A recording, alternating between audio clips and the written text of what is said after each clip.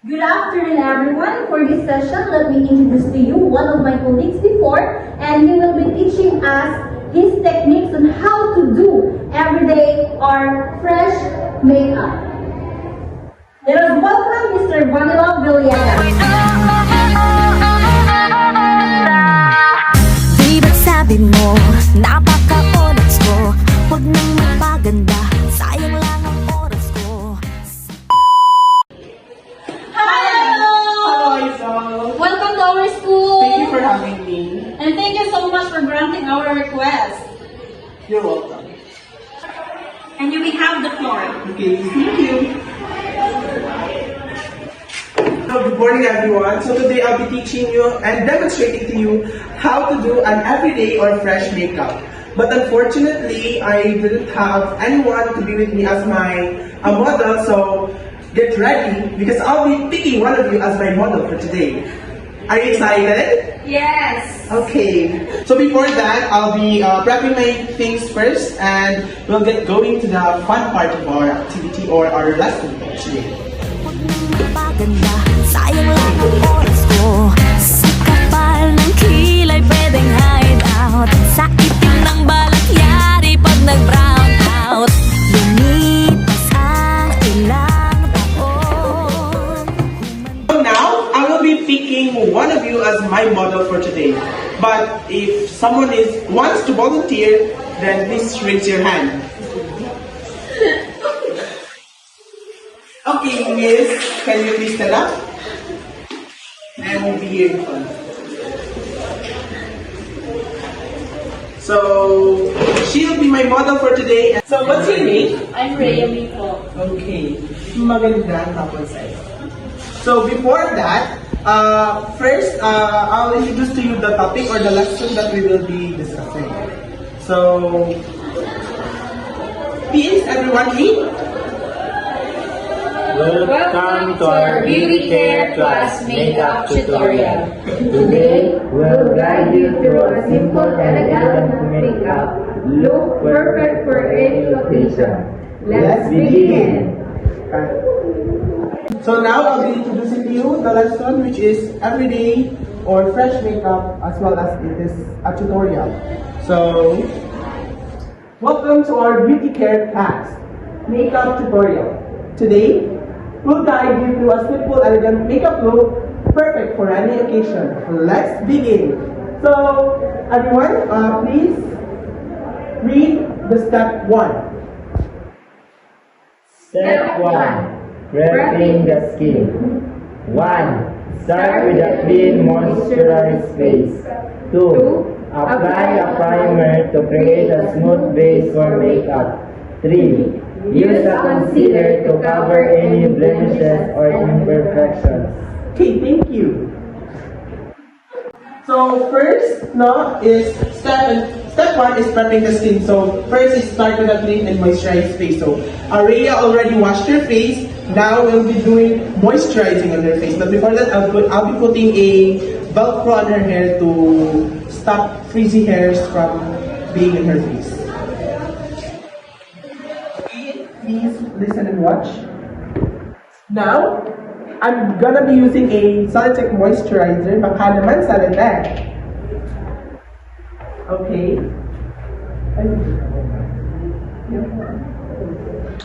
On applying moisturizer, you should always put the moisturizer first in the T-zone of the face, which is from the center of the forehead, the nose, and the chin. Okay? Understand? Okay.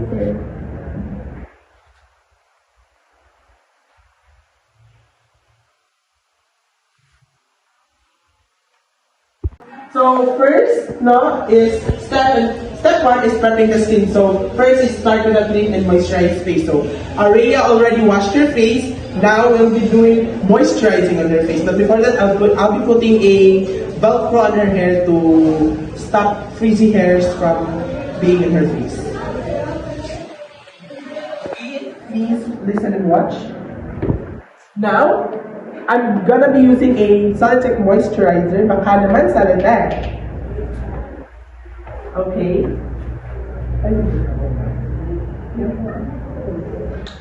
On applying moisturizer, you should always put the moisturizer first in the T-zone of the face, which is from the center of the forehead, the nose, and the chin. Okay? Understand?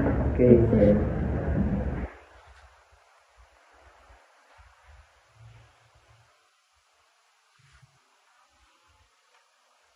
So now, step 1, going to apply a primer to create a smooth base for makeup. So now I'm using Elana Cosmetics Blur Primer as my primer for her. As you can see, she has a little bit of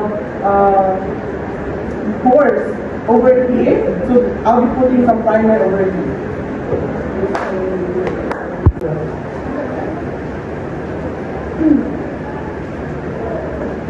Okay, so now we're done prepping her skin.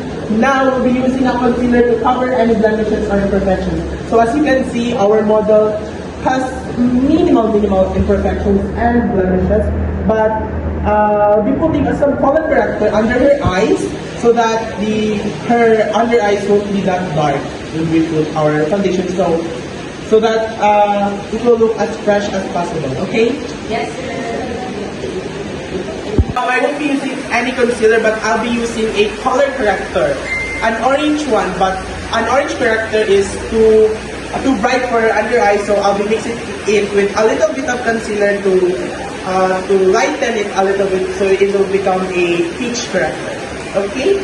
Yes, sir. Understand? Are you taking your notes? Yes, sir. Okay.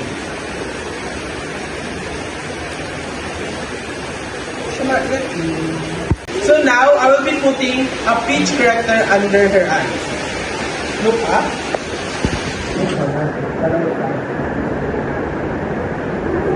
Please watch.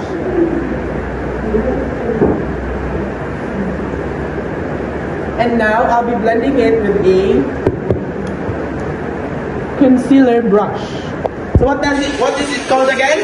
Concealer brush. Perfect.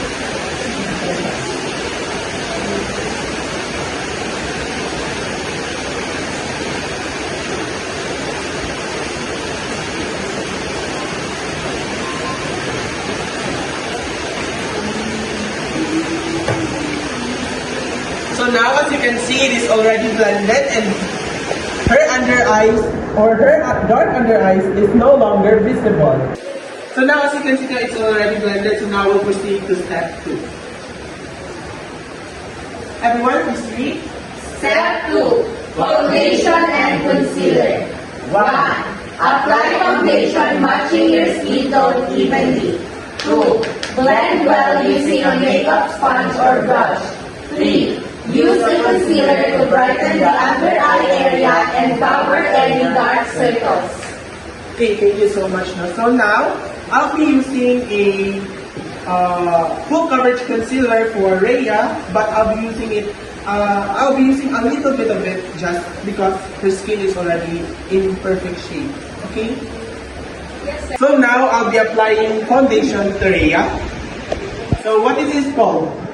An foundation applicator brush. Okay, again, what is this called? Foundation applicator brush. Okay, very good. Pag nakita mo ako ngayon, malapit sa ganda. So now I've already applied foundation on Rhea's face in different parts of her face. Now I'll blend it using a makeup brush. So in blending, you should always, especially when using a brush, do not drop. Always dabbing motion. Okay? Yes, sir. What is it again to do with brushes in blending a foundation? Dabbing motion. Okay, very good. So now, as you can see, her base is already blended. I've already also put a blush in it and a little bit of bronzer. So now we're gonna set her face with a loose powder. So that is step 3, setting the base. Please read. Step 3. Setting the base. 1. Dust translucent powder to set the foundation and concealer. 2. This helps to control excess oil and gives a matte finish.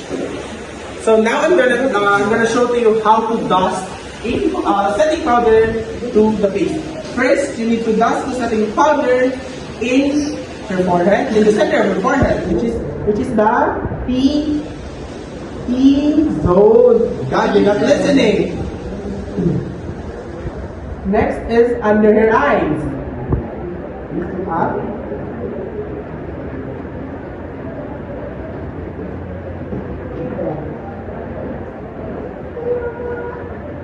And after putting some of her a setting powder under her eyes, we're gonna dab our brush a little bit and dab the excess and just brush it in the entirety of her face. Okay? Yes, sir. So now, as you can see, her face is already set. Now we're gonna move on to her eye makeup, which is step 4. Please read, everybody. Step 4. Eye makeup. 1. Apply a neutral eyeshadow as a base. 2. Define your crease with a slightly darker shade.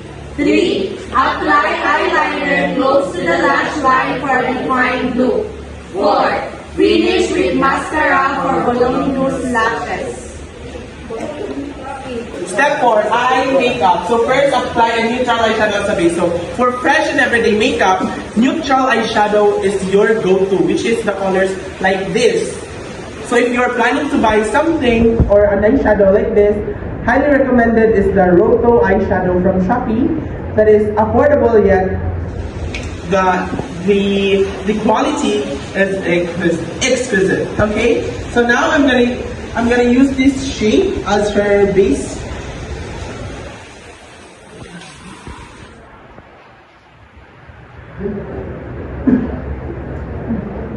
So I'm gonna use this shade and put it all over her eyelids.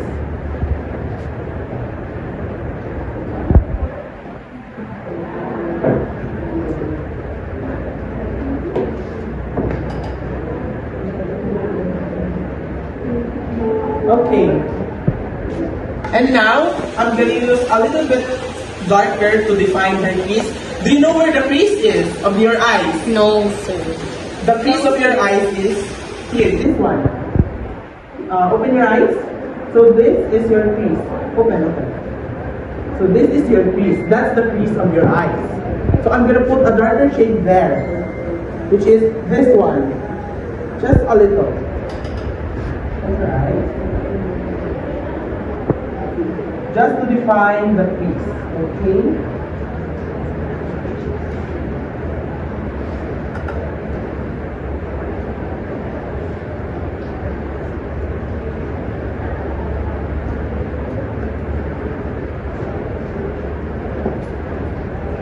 So now, as you can see, her crease is defined because of the darker eyeshadow that I used, so that her eyes lit up. Okay? Yes, sir. So now, after defining the crease, I'm gonna put a little bit of shimmer just to make her eyes lit and be more attractive. Close your eyes.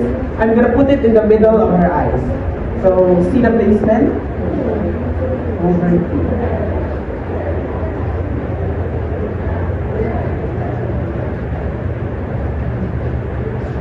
So, another eye as well. So as you can see now, the difference that it made is a little, but it's there. So now I'm done applying eyeliner to her lash line. Now, I'm gonna put a mascara to finish the eye makeup. Please look down.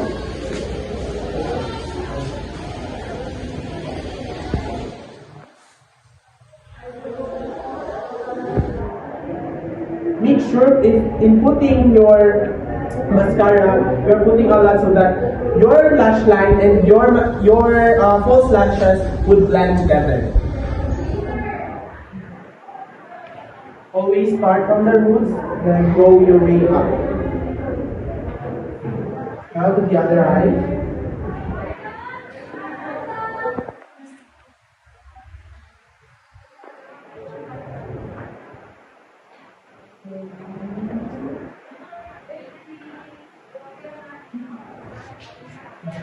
So as you can see, her lashes are very voluminous right now.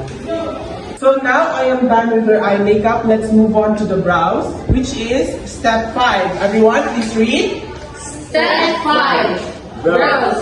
1. Fill in eyebrows using a brow pencil or powder. 2. Shape them to enhance your natural brow line.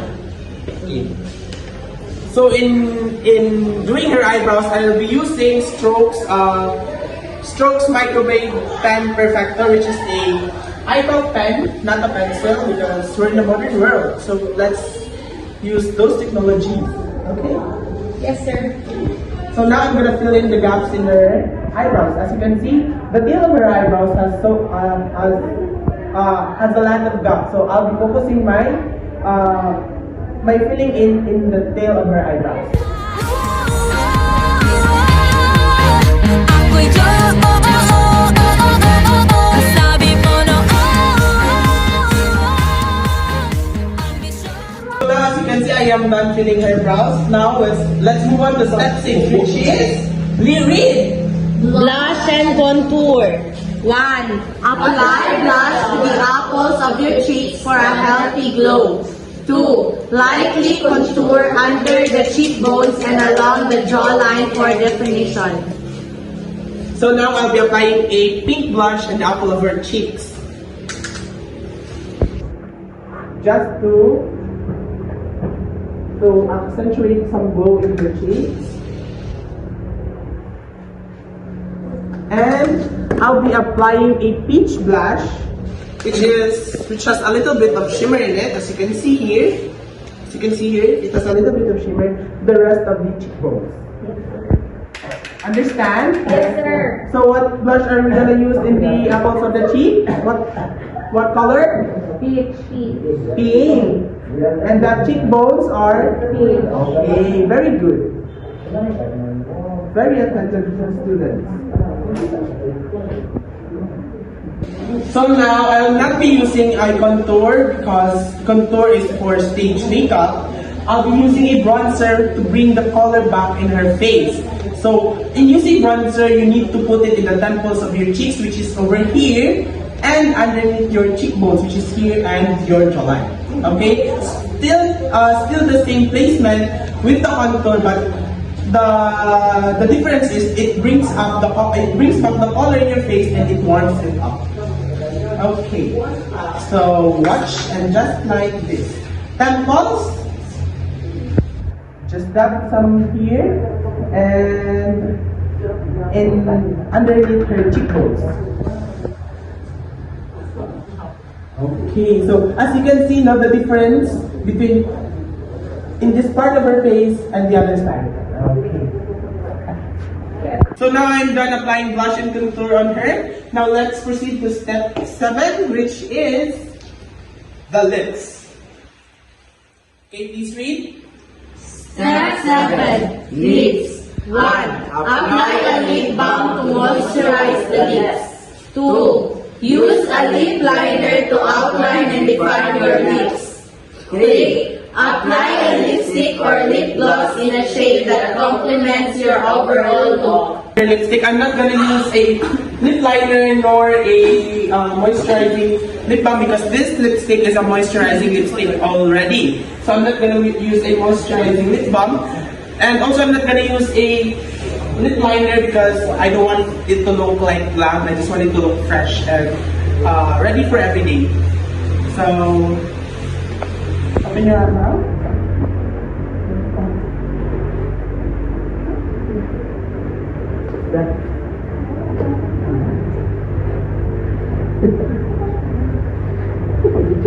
Just, if you want to have a very fresh looking lips, just use a dabbing motion in putting your lipstick.